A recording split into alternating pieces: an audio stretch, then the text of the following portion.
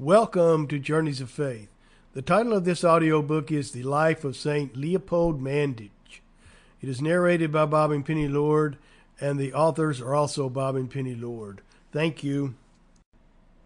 Hello, family, and welcome. We're Bob and Penny Lord, and we have a very special saint to share with you today, and he comes from Padua, the land of St. Anthony.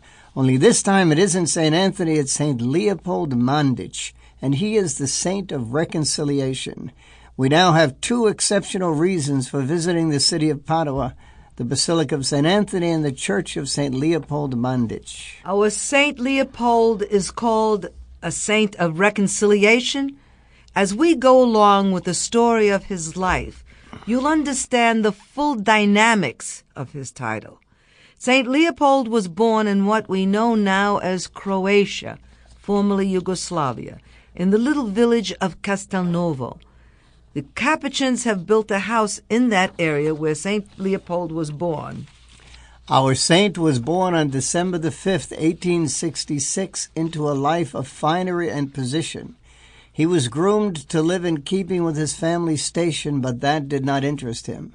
His joy was not the long line of nobles who colored his past, but in the two ancestors who had been priests.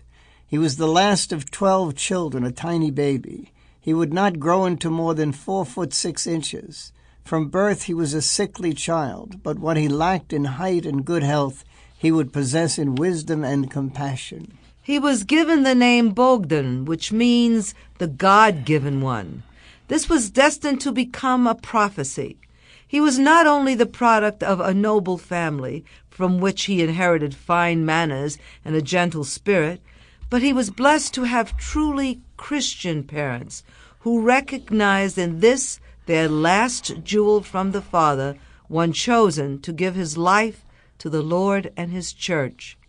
They encouraged him, guiding him on his path to holiness. Growing up, he excelled as a student, seriously immersed in his studies. But this did not distract from his love for his fellow man, always ready to help someone less fortunate than he. His parents could see their boy walking farther and farther from the temporal world and closer toward the eternal world we all seek. Whenever they couldn't find him, they would go to his room where they would see him kneeling on the bare wooden floor, praying, deeply detached from the world and its distractions. As Bogdan chose more and more the life of austerity, his heart drew him closer and closer to the Sample complete. Ready to continue?